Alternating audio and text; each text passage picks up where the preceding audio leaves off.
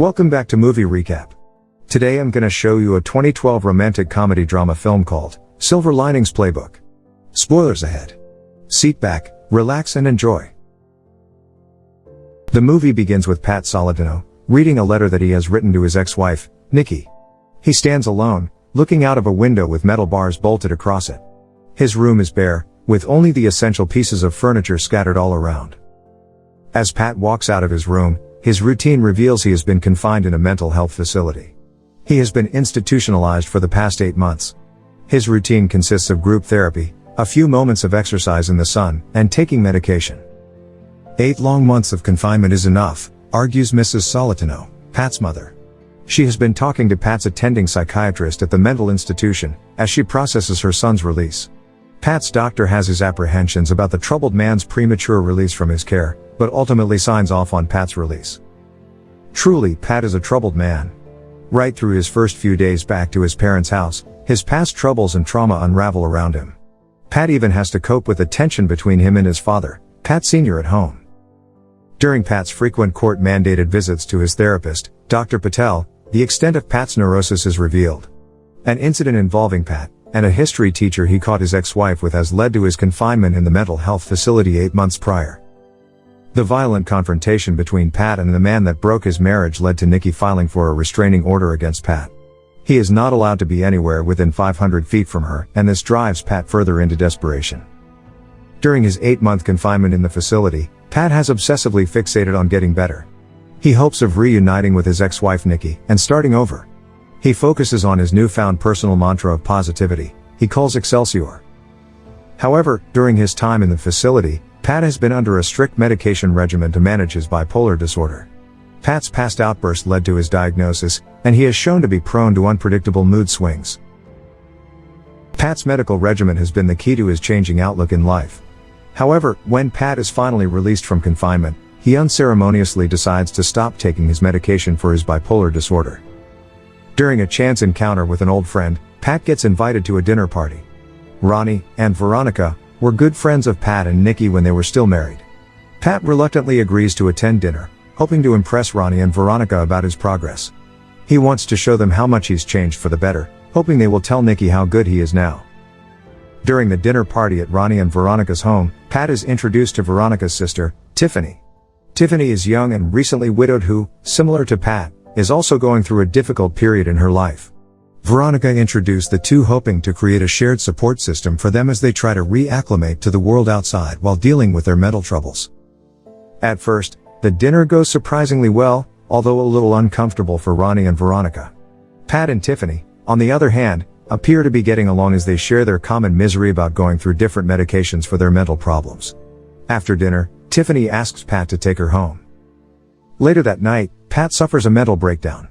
Pat feels guilty about having a pleasant time during the dinner party and leaving with Tiffany. Although nothing happened between them, Pat feels guilty because he thinks he is betraying Nikki by enjoying Tiffany's company. To relieve himself of his guilt, Pat looks for his old wedding video with Nikki. He starts to panic when he can't find it in his parents' house. His panicking takes a turn for the worse when he accidentally hits his mother in the face. An altercation between him and his father, Pat Sr., ensues shortly after. The commotion between the Solitanos in the middle of the night prompts a visit from police officer Keo. Keo is the police assigned to enforce Nikki's restraining order against Pat. When Officer Keo informs Pat that he has to report this incident to Nikki, Pat is devastated because this might affect their chances of future reconciliation. The next day, Pat finally agrees to start taking his medication again.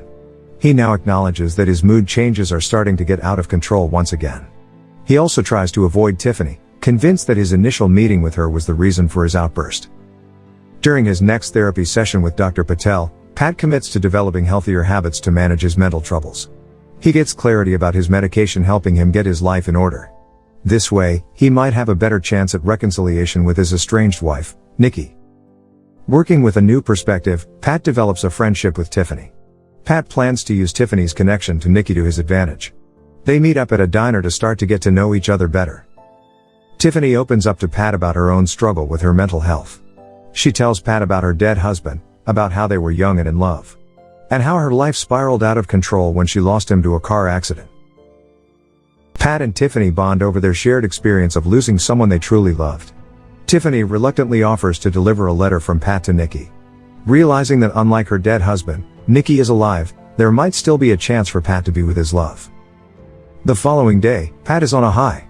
He is ecstatic about the possibility of finally being able to communicate with Nikki again.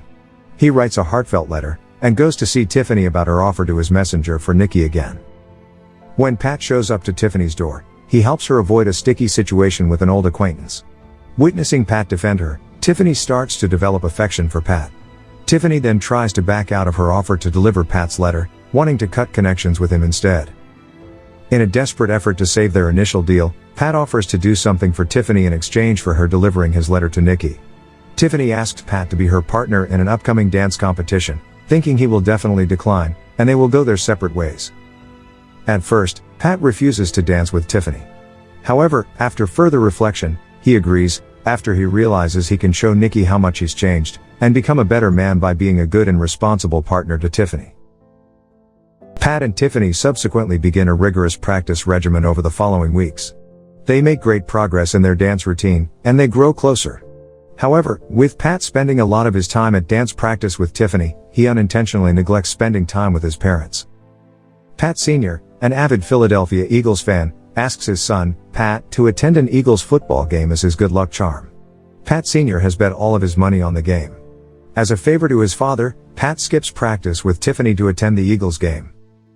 During the game, Pat gets into an altercation with unruly fans, and had to be taken home by police officer Keogh again. The Eagles lose the game, and Pat Sr. is furious. He blames Pat for the Eagles losing the game, and all their money in his bet.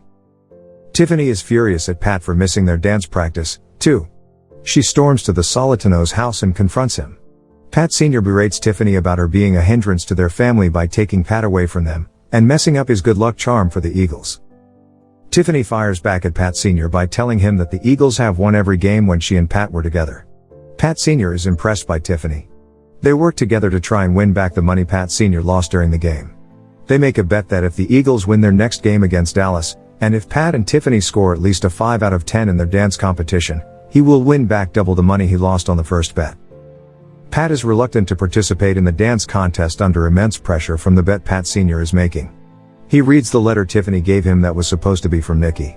As he reads it, he realizes Tiffany has forged the letter, and was not from Nikki at all. He decides to keep his discovery a secret for the time being, and continues practicing their dance routine in the following days. On the night of the dance competition, Pat and Tiffany get ready at his house. Tiffany is feeling the immense pressure to perform well during the competition to win back the money the Solitanos bet on them. Pat and Tiffany, joined by their friends and family, arrive at the hotel that is holding the competition. Tiffany freaks out when she sees Nikki is in the audience. Tiffany is upset that she might lose Pat over Nikki, and wants to back out of the competition. When Pat finds Tiffany drinking at the hotel bar, he patiently talks to her, and convinces her to go dance with him. They perform their dance routine with electrifying chemistry. They end an elaborate dance with an intensely difficult stunt, and successfully earn a score of 5.0 from the judges. While the Solitanos and their friends are focused on Pat and Tiffany's dance routine, the Eagles also win their game against the Dallas Cowboys. Everyone cheers for the successful dance partners, and Pat Sr. officially wins the bet, and earns back the money to start his restaurant business.